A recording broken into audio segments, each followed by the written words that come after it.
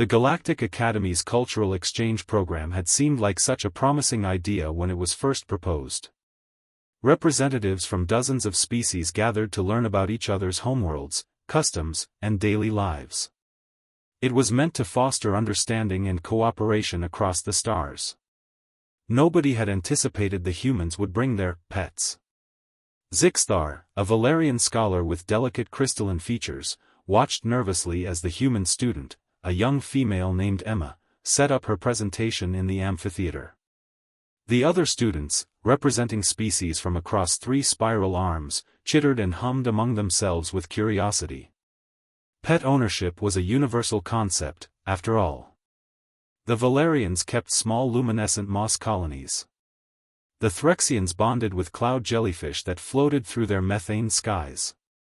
Harmless, peaceful creatures. Thank you all for coming to Pet Day.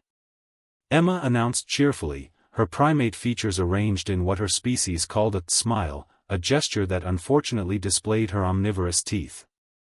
I'm excited to introduce you to my best friends from Earth. She tapped her datapad, and a hologram materialized above the stage. The assembled aliens leaned forward with interest. This is my dog, Max. The hologram showed a creature that made several students recoil. It was large, nearly as massive as Emma herself, covered in fur, with powerful jaws filled with teeth designed for tearing meat.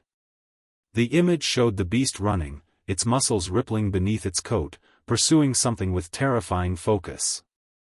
Max is a German shepherd, Emma continued, oblivious to the growing distress in her audience. Humans domesticated his ancestors from wolves about 15,000 years ago. Wolves are apex predators on Earth. Now Max helps human law enforcement track criminals and can bite with over 230 pounds of force.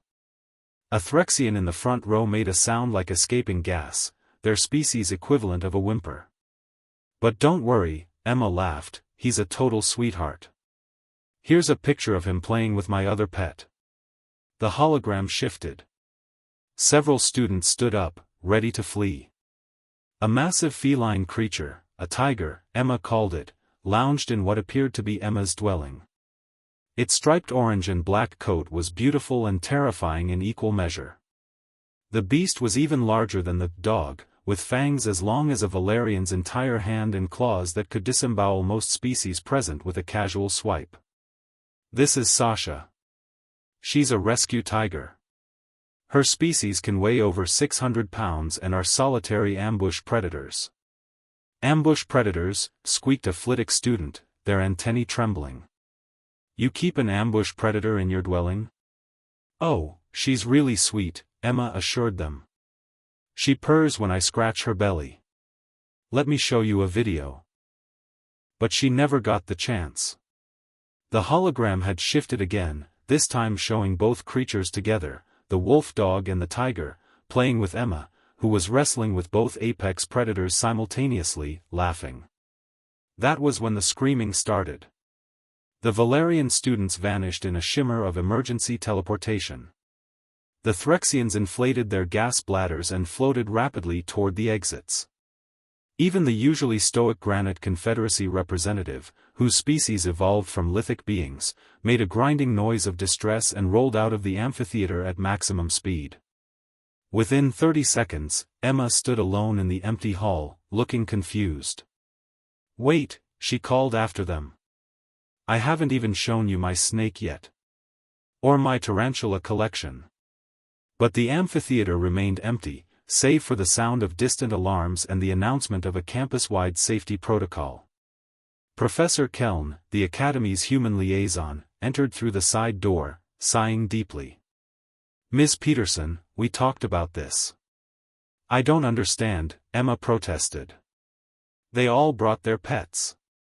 The Threxians had those cute cloud jellies, and the Valerians had their moss gardens. I was just sharing mine. Emma, Professor Keln said carefully, you live on a Class 12 death world.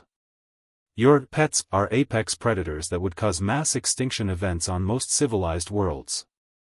Emma looked at the hologram of Max and Sasha, both creatures looking back at the camera with what humans recognized as affection. But they're so cuddly. Professor Kelm just shook his head.